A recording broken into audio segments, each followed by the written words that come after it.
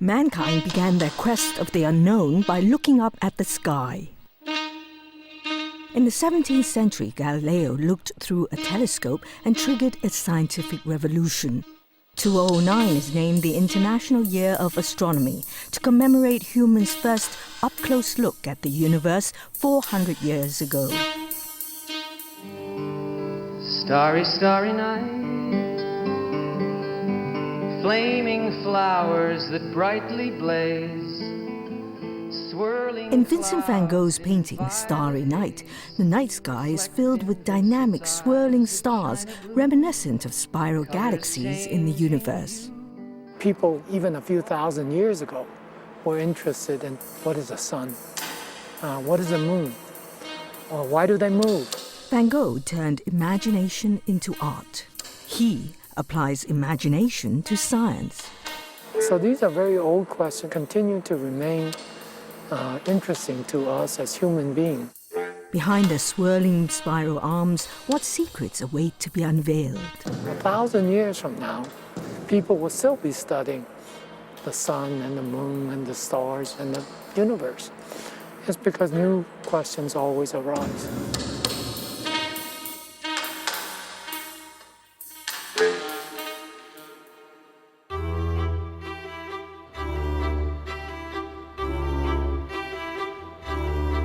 In the desert of California, 2,400 meters above sea level, the sky is clear and the air dry. This is CARMA, the world's most powerful millimeter-wave radio astronomy observatory.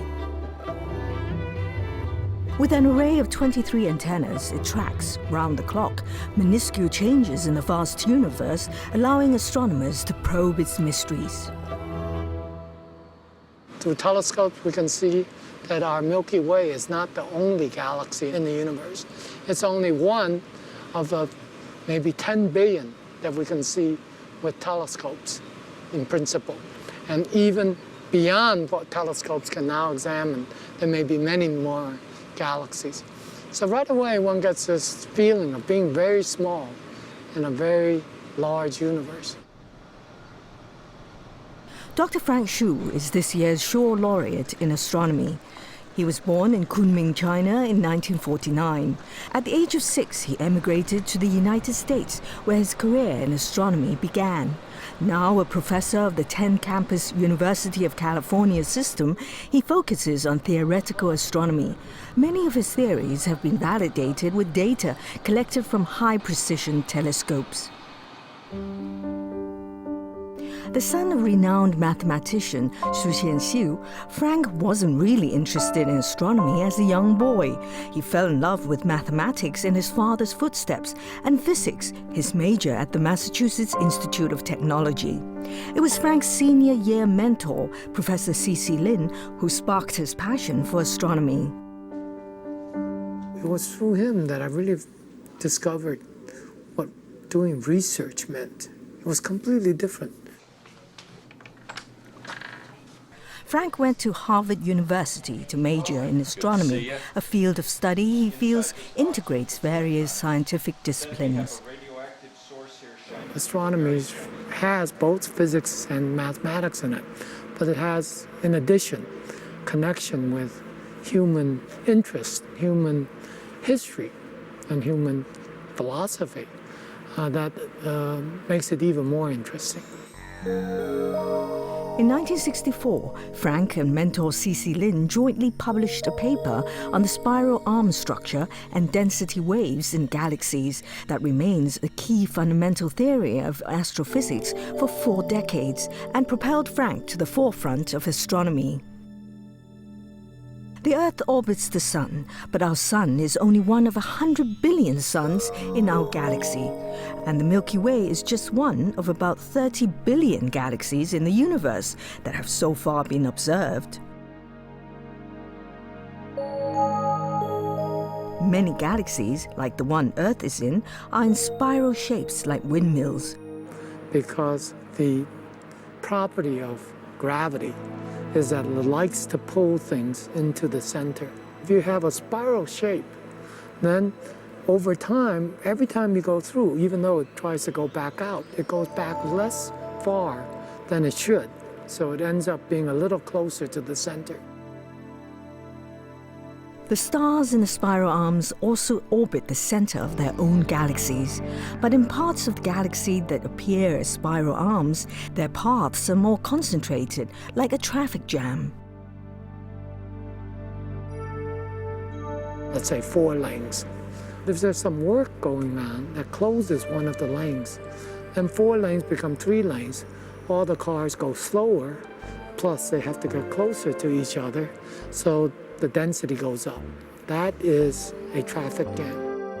Similarly, in a galaxy, the stars and the gas clouds are going around, and as they go through the spiral arm, they cause a little jam. But as they leave the spiral arms, they again separate. And that's why when you take a picture of a galaxy, it's much brighter in the arms. Frank Hsu and C.C. Lin's density wave theory does not only explain the formation of spiral arms, but also the movement of stars towards black holes in the galaxy's center. Every time they go through a traffic jam, we'll get pulled a little closer to the center of the galaxy. That's as if when you get pulled to the center of the city, 3 lanes only become 2 lanes. The traffic jam becomes worse. 2 lanes becomes 1 lane. The traffic jam becomes even worse. When 1 lane disappears, you have complete jam. No car leaves. You accumulate a very large mass in a very small volume of space. Then it becomes so dense that light cannot escape from it, and it becomes a black hole.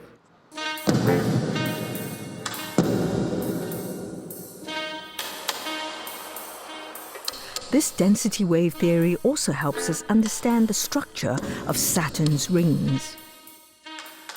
Saturn's rings comprise thousands of layers of ice and dust, with many gaps between the layers.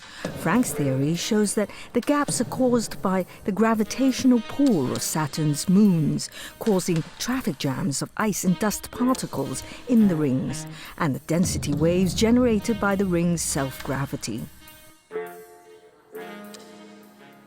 Frank was 21 when he published the theory, which he credits to his mentor and to luck. A friend once joked about his early success. His comment was that I had reached the peak of my career with the very first paper I wrote. When I started this work with Professor Lin, I was only 19 years old. So, it's rare that a 19-year-old would become known throughout the scientific world of astronomy.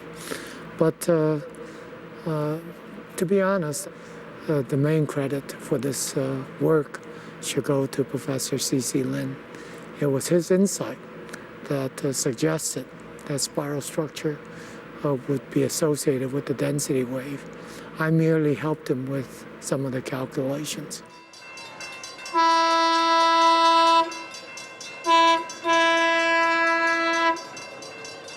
Frank is now based in San Diego, California.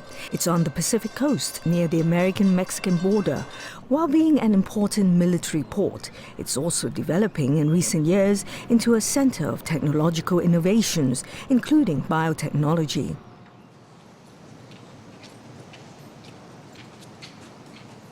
Frank is a professor of the University of California, San Diego, which became a world leader in technological research in its short 50-year history.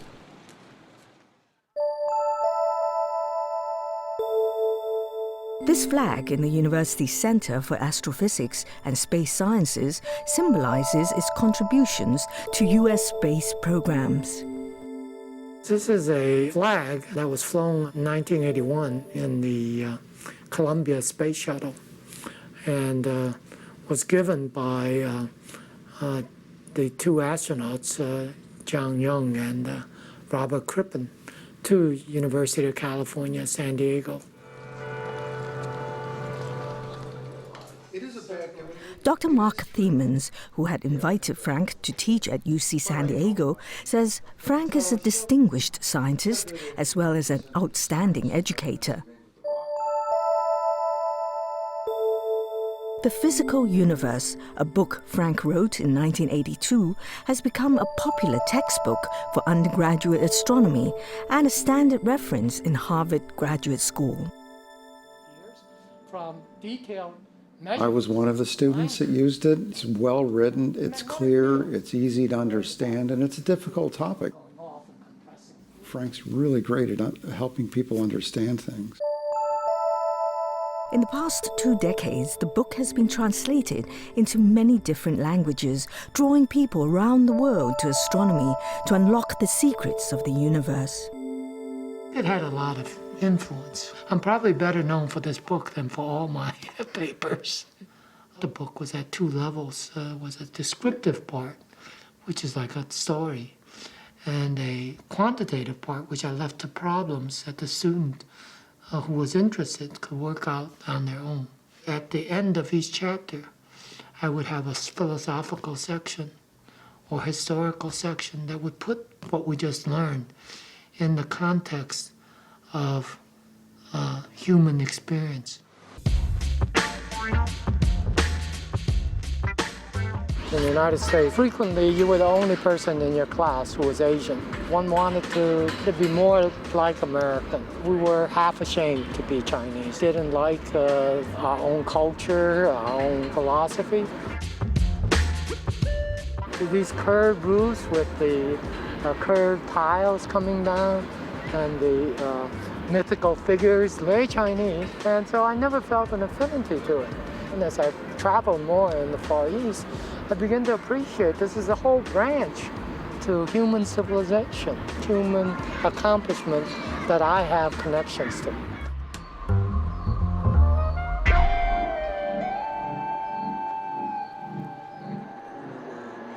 Shaw Astronomy laureate Frank Hsu emigrated to the United States at 6 years of age. Immersed in Western ways and thinking, Frank never imagined working in a Chinese society.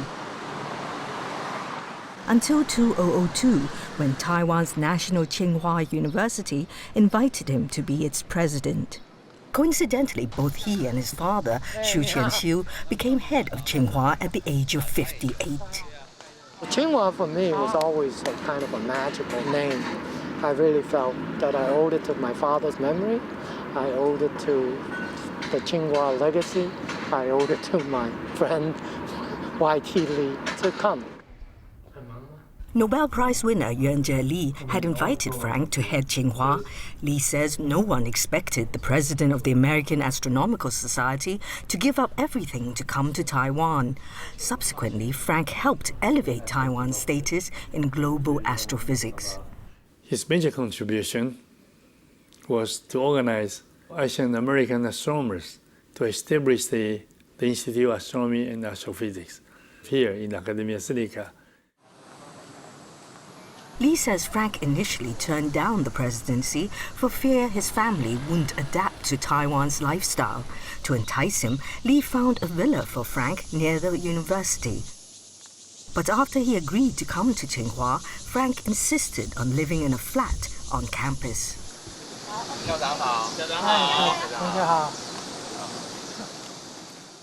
We lived in the top floor.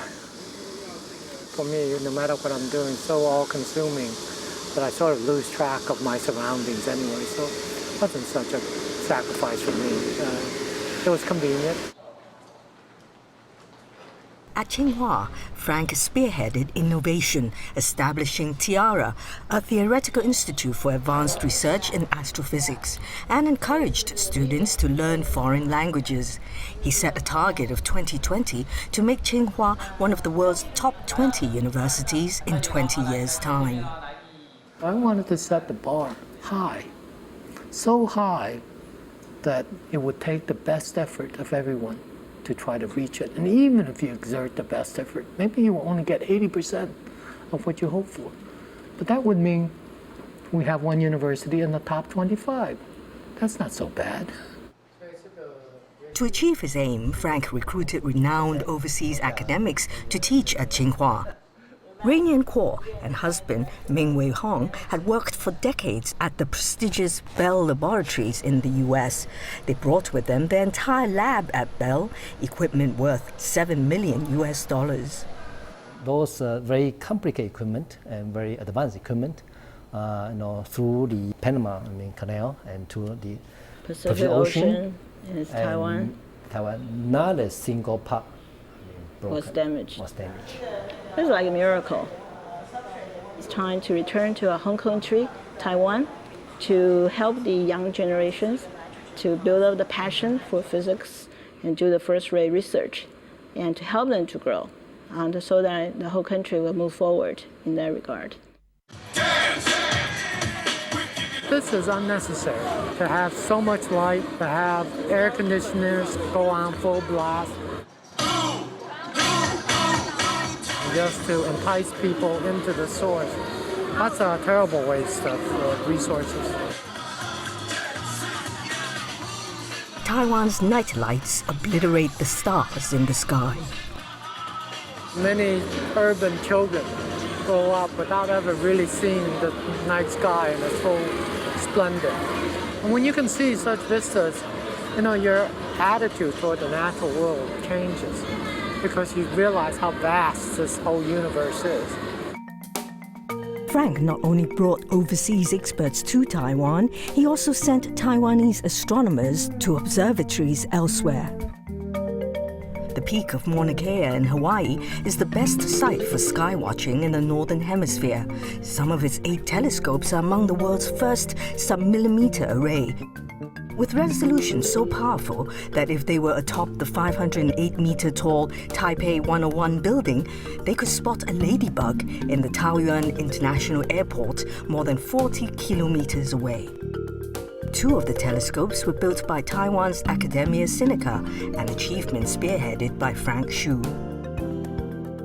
Earlier, Frank was instrumental in getting Taiwan to join with the Smithsonian Astrophysical Observatory to build their own sub-millimeter telescope.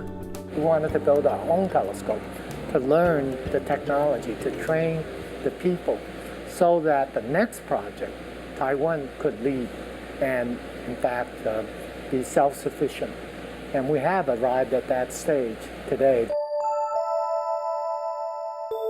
After the completion of the telescopes in Hawaii, the Academia Sinica was allotted 15% of observation time, giving Taiwanese astronomers more star-gazing opportunities.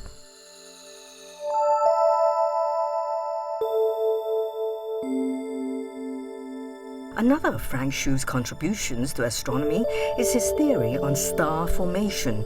Through the telescope, we can see magnificent clouds. They are the cradles of stars.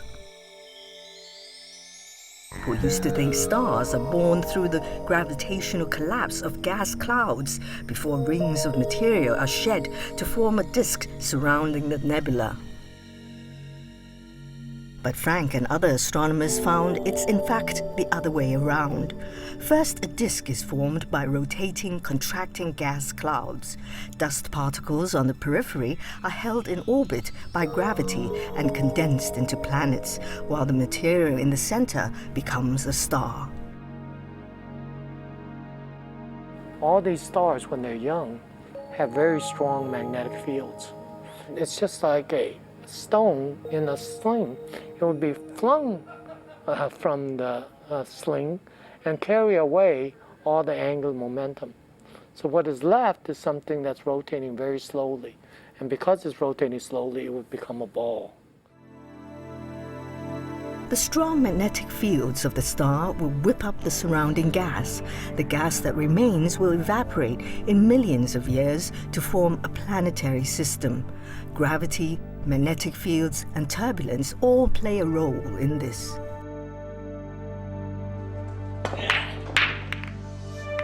I've used my knowledge of pool and billiards in astrophysics, at least as models to guide the thinking.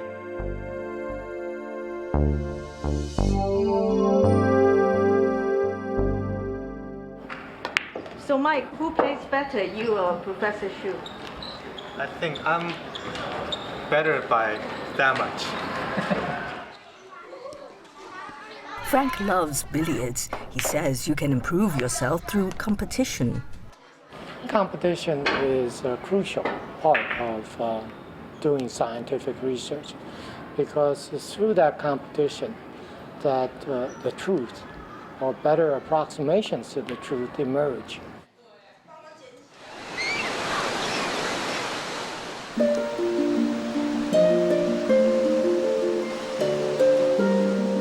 After heading Tsinghua for 4 years, Frank and his family settled in San Diego. He met his wife Helen during their university years in Boston. Helen majored in biology. They've been married for 40 years. Frank was so intent in his research that it sometimes caused trouble. So I remember before we got married, I had an observational project which required me to be at the observatory for about 2 weeks. And telephone was not very handy to get to. So during that time I was working at night and sleeping during the day. So I didn't manage to get through to talk to Helen for 2 weeks. She was very mad by the time I did call her. She wouldn't speak to me, so I had to try to speak to her through her friend. I was afraid she wouldn't forgive me, but eventually she forgave me.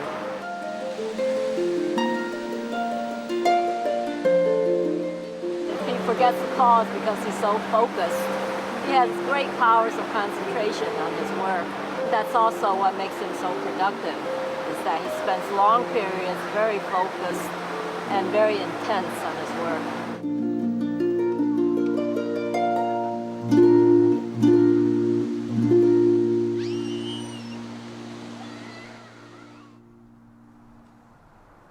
At leisure, Frank and Helen love gardening. He's also writing more astronomy books to promote the subject. He says he's grateful for his wife's support over 4 decades. I feel we have a good partnership. And I know in some areas it's unequal. I'm not home lots of the time. She undertakes work that more than her share.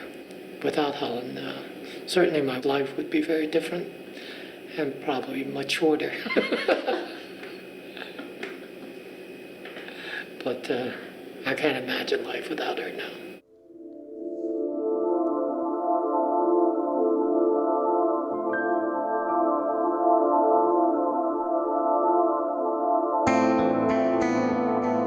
Watching the universe, Frank is aghast that continuous carbon emissions will destroy the ozone layer.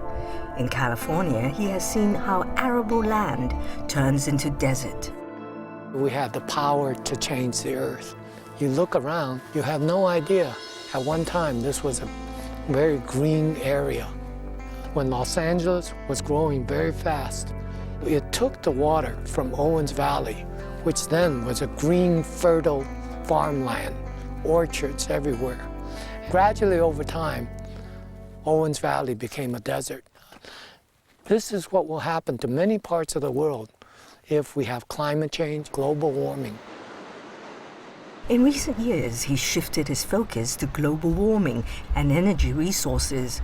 He says using nuclear power is one way to reduce carbon emission. Solar energy is very expensive. Also, when it's cloudy, well, when you have fog, you don't have solar energy.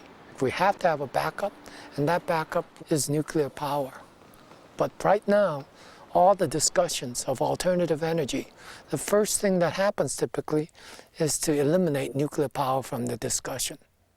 All right? Once you eliminate nuclear power, there is no solution. Amid global warming and energy crises, Frank says the new generation should not pollute the environment. Now, for my generation grew up with a throwaway culture. You use it once, you throw it away. In America, it's much cheaper to buy a new appliance than to fix an old appliance. This cannot continue. But every generation owes a responsibility to the next generation. The whole universe began 14 billion years ago. So that's the span of the history of the universe. If the whole universe was shrunk down to 1 year, it would just be that. Although we are tiny little specks in the universe, in fact, in terms of quality, the human brain is the most complex thing we have ever encountered in science. Nothing astronomers see in this vast universe approaches in complexity and elegance the human brain. People should develop their talents to the fullest because they have a very brief span available to them.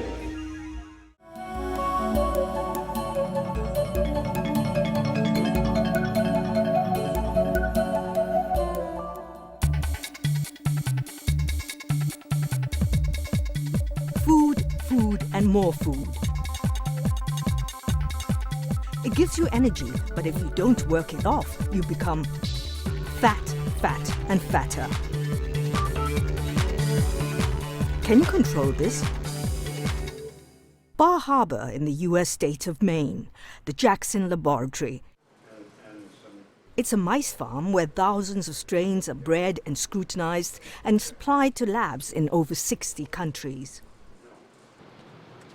I came to the Jackson Laboratory in 1958, expecting to spend 1 or 2 years here at most, and then moving on to greener pastures. Canadian-born Douglas Coleman, freshly armed with a PhD in biochemistry. That's the obese one, but the diabetic mouse would look identical to this. From 1965, Doug began studying 2 strains of morbidly fat mutant mice. He found one, nicknamed OB, was massively obese and very mildly diabetic, and the other, dubbed DB, was severely diabetic, and that they were separate single-gene mutations. He had none of the technologies that we have today. To clone the gene, to sequence the gene. So it's truly remarkable that he was able to figure out how the gene was working using these very clever set of parabiosis experiments. In parabiosis, you slice open the sides of 2 mice, then sew them together like Siamese twins so that blood circulates between them. I wanted to see if there was a circulating factor in a normal mouse that if given to the diabetic or obese mouse that would cure it, or is there something in the diabetic or the obese mouse that would cause diabetes in the normal mouse? He was doing all of his own work. The assistant was just handing him mice and handing him tools. It was the most organized and hardworking, efficient scientist I've ever known. Doug paired DB mice with normal mice. The normal ones kept starving to death. I postulated that the diabetic mouse was synthesizing some factor in a large quantity, but didn't recognize it, and that's why it became fat, because it couldn't shut itself off. It's a satiety factor that normal mice also produced. It travels through the blood to the brain to signal the mouse to stop eating, but in large quantities, it stopped eating altogether. Then Coleman conjoined OB and DB mice. The obese mouse also died of starvation. As told me that the obese mouse had a normal satiety center. In other words, he could recognize the compound, but he probably couldn't produce it. So he kept putting on fat. Doug published his findings in 1973, one of over 120 papers of his career. This experiment, it was beautiful, a beautiful design, very clever. I didn't really think it was that great an experiment at the time. It was just something I wanted to learn to do, and it panned out well. It showed for the first time that there are circulating factors that control appetite. Doug is the one that said this is likely to be a satiety factor, something that's secreted into the bloodstream and acts on the hypothalamus. And this satiety factor was a new hormone that was made by the fat. The world of endocrinology did not know that the fat was an endocrine organ, and that really was revolutionary. Other people kept saying there's no such thing as a satiety factor. This took me, I'd say, about a year and a half trying to beat down all of these criticisms and possibilities, and kind of frustrating. Amid all this work, the second of Doug's 3 sons was diagnosed with bone cancer. He died aged 12. I guess tragedy can sometimes focus the mind. I had to put 4 balls in the air juggling, and it was a very difficult time. This April, Doug also lost his wife, Beverly, who was the only girl in his undergrad chemistry class at McMaster University. She had Alzheimer's. She was much more outgoing than I am, and she would always encourage me to do things, and it's every morning and every night is very, very difficult, and they say I might get used to it, but I'm not convinced. He said to me one time, he said, it was like we were connected at the hip.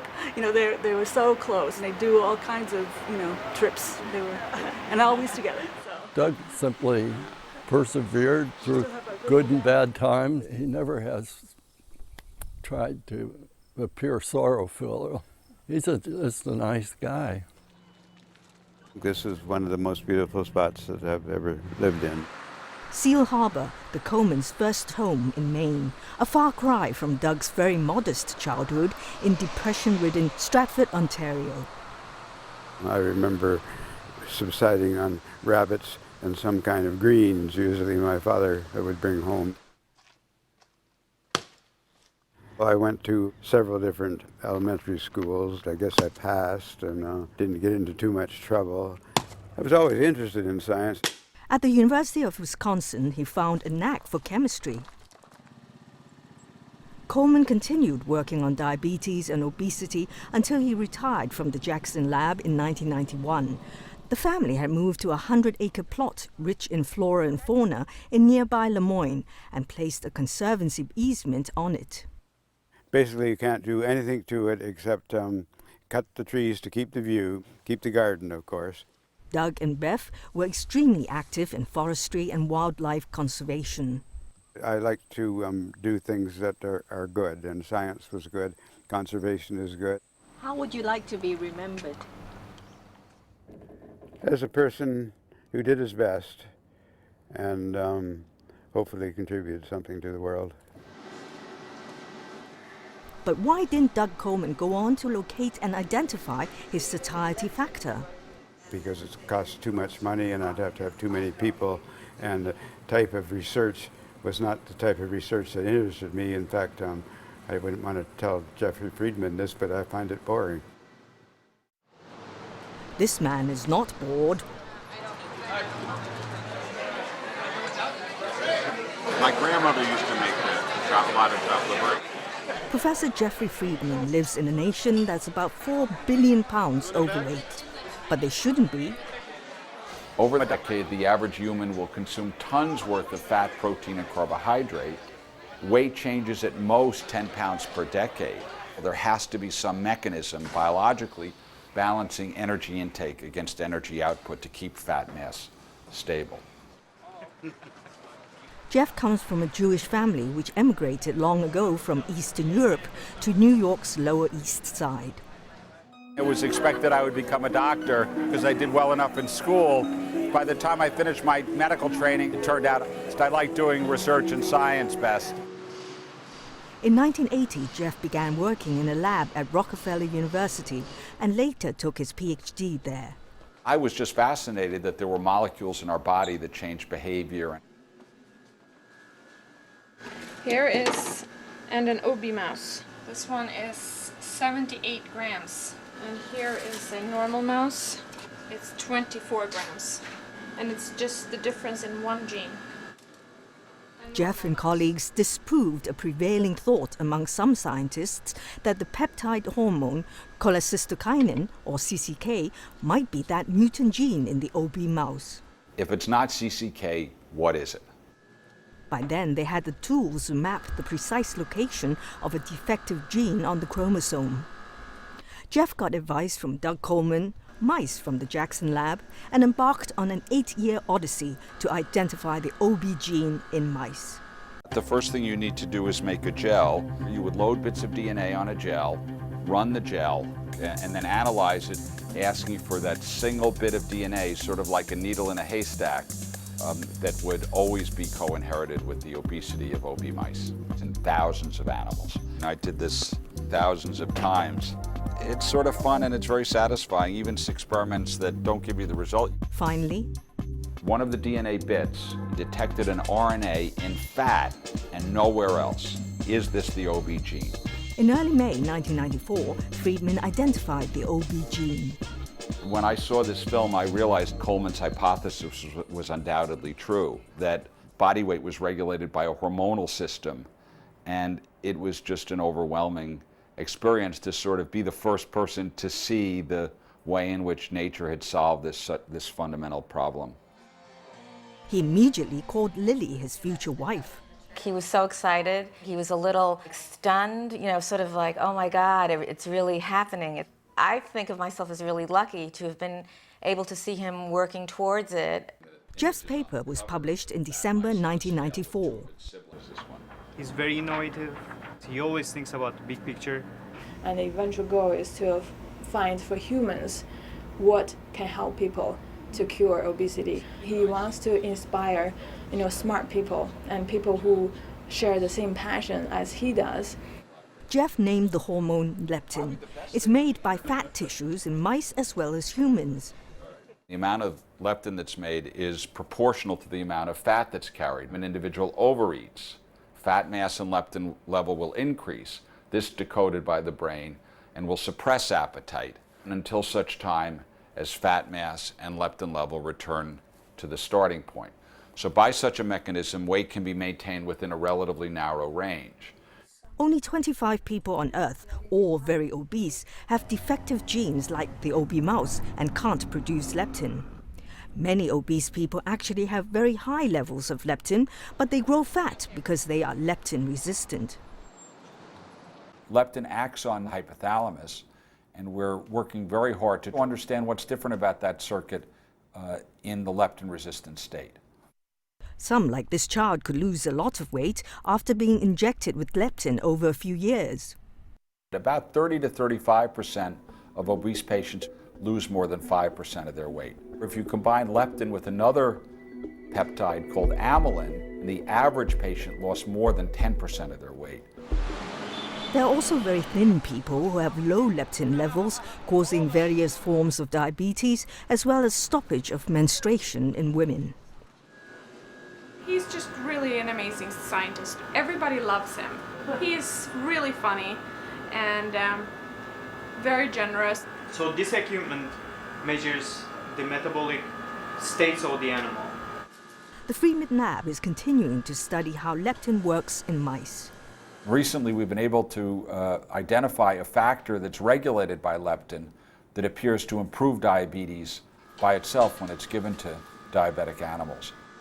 Research for me is very open-ended, and it's the next question that's the most interesting and important one. I feel very lucky because I love what I do. Jeff also loves to travel. Well, I brought back coffee cups from everywhere I went. He loves to eat, too. Jeff met Lily at a singles group house dinner. We had the best time cooking together, and it sort of started from there. The couple married in 1996 and has 2 young daughters, Natalie and Alexandra. Now, almost all my free time is taken up with Lillian or girls. I don't go into the lab as much as I used to. We go on a family trip every year skiing. I like to spend time with them, creating things, play tennis with them and swimming, sit and read with them and be with them. Lily runs the non-profit Gilda's Club for cancer patients. And right now, the cutting-edge research is really all about gene therapy in cancer. It's not really gene therapy. It is cancer gene therapy. Well, it's called cancer gene therapy. Okay.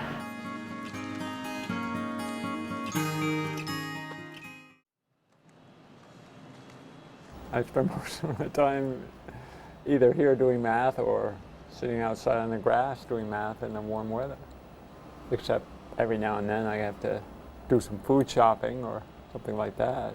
If I was somebody else, I would think I was a weird person, but I don't care. It's my life. I only have one life, so I'm gonna do math because that's what I like. Harvard's Clifford Tobbs once wanted to explore this universe as an astronomer, but eventually decided to explore all possible universes as a mathematician. Einstein once said that he had no patience for people who drill where the wood is soft. And Cliff is somebody who just relentlessly goes after where the wood is the hardest and just keeps going until he gets to where he wants to get to. But it was as a physics graduate that Clifford developed an existence theorem for instanton equations. The result helped Simon Donaldson in his discovery about smooth form manifolds. The physicists who didn't have that sort of background to answer the questions, but I was lucky enough to come at it with the right background, and so. But you didn't have a background in maths up to that point. Well, you know, it was more different. It was certain parts of mathematics I was, good at. He says that he tripped over his solution, not understanding it would open new areas of discovery of interest to both physicists and mathematicians. People started calling me up and saying, Simon used your work to prove this theorem. Can you tell us about it? Because Simon was in England and I was in the United States, and I was thinking, gee, if I'm going to tell them about it, I better learn what these manifolds are. So he dove into the fourth dimension and a deeper study of symplectic geometry, a process that sometimes includes some trial and error and a lot of time at the office. You think this is filled with important stuff, right? Yeah. It is. This one is. Mm-hmm. This one is. Mm-hmm. And there's the most important stuff, like Cokes. You keep trying stuff and it doesn't work, and so I try to write it down, and I got a whole list. And these are just the ones I haven't thrown out yet, because I haven't quite given up on them. So the basic point is you get some idea, but then you have to prove it's right. I mean, the game is to really prove what you're doing is correct. I mean, it's one thing speculation is a dime a dozen. Anybody can speculate. The point is, mathematics is maybe the only science where you're either right or wrong. I mean, there's no maybe. He has more time to spend on his math problems now that his two children are grown. He admits that he always tried to be a devoted father. I realize that's not, these are the only kids I'm going to have, and they're going to grow up, and so I spent a huge amount of time with my kids when they were little. Now they're all grown up, and I'm boring. I'm an old, I'm the old guy they have to put up with, who's kind of cranky and embarrasses them. In the mid-1990s, Clifford discovered that equations by physicists Nathan Seiberg and Ed Witten helped describe the surfaces of four manifolds. They also could be used to tell the difference between the types of shapes that make up four-dimensional space. If you're looking at just a local part of a four-dimensional space, it's difficult to tell what shape it is. One space could be the same, or entirely different. I'm interested in the possible three-dimensional shapes are now known, and the possible 5 and 6 and 7-dimensional shapes are also known. These 4 dimensions, for reasons that I don't really understand, seems to be much, much harder than 3 dimensions or 5 dimensions or any other. Clifford's latest discovery proved one of mathematics' holy grails, the Weinstein conjecture, one problem among many that wait to be solved as mathematicians continue to map the boundaries of all possible universes. All these exciting tools that Simon and I worked on, and the Seiberg-Witten equations, and then there's some other tools that are somehow related. Right now, they're not strong enough. No one's figured out how to use them to answer these questions. In all its shapes, sizes, and surfaces, London is the home of mathematician Simon Donaldson. The Cambridge native currently teaches at Imperial College, solving problems in modern geometry that reveal the very shape of space in multi-dimensions, things you cannot solve with a compass. In the 10 years since coming to Imperial, Simon has helped make the college a main center for studying symplectic geometry. Hello. Morning. How are you doing? Fine. Are you working on this streamable equation? Everyone in the country of my age wanted to be his graduate student. He was the preeminent, most active young mathematician. And I'm pretty sure I was admitted because he'd forgotten he was meant to meet me. So he was in his garden, I think. gardening, and then his secretary managed to, or a secretary managed to find him, drag him to interview me. He was still covered in mud and so on, and I'm sure he felt so embarrassed that he admitted me to be a student, even though he had something like 18 students or something that year. I mean, it was insane. His fame among geometers started early at Oxford. Manifolds are fundamental elements in modern geometry, spaces, even a surface that can be described in a mathematical way.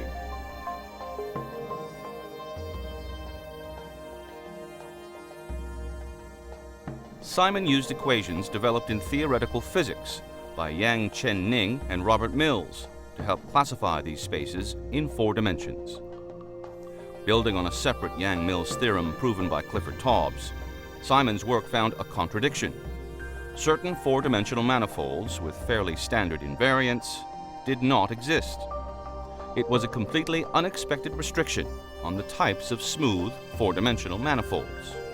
What was the reaction? Well, people were quite surprised, I think. Well, I mean, in a way, what's satisfying is not just that they were surprised, but that they were delighted, I would say. Because this is quite an unexpected thing to do. You see, if you suddenly say to someone, we do this, and then, look, lo and behold this, any mathematician is delighted. It gives you pure pleasure to see this unexpected argument. Professor Nigel Hitchen was his advisor at Oxford. These startling results about 4 dimensions were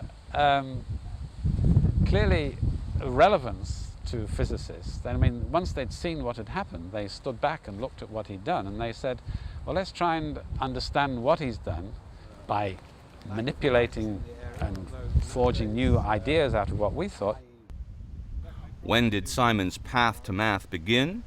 I was interested in sailing and boats, and I became interested in the design of boats, and so then this is when I was about 13 or 14, so I had to learn more mathematics in order to understand that, in order to how to work out volumes of the shape of boats and things of that kind. So that stimulated me to go beyond what I was learning in school initially. Did your parents help you with that? Or encourage? They encouraged me very much, yeah. His father worked as an electrical engineer in the physiology department at Cambridge. His mother also had a science background. Of Simon's 4 children, 3 have a science background. Wife Nora is a statistician. Good. It's being in the garden at home with his family that Simon enjoys the most when not working on his equations.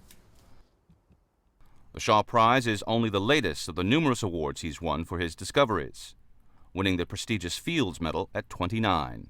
The awards make a huge contribution in that way, to perhaps encouraging young people to get into the subject. Not to be crass about it, it's $500,000. Do you have any plans for it? No, not yet, I suppose is the short answer. No, Yeah. We've discussed it, of course, but no, we haven't maybe. No final plans as yet? No, but our main plan is to see how we can make a contribution to life that has been so good to us. And we are thinking about that. We have different ideas. For example, helping some schools in my country, which is Colombia, and ideas like that we're discussing, because it's amazing to have all that money, and it's money that we really don't need for us, and we just want to make sure that we do the right thing with it.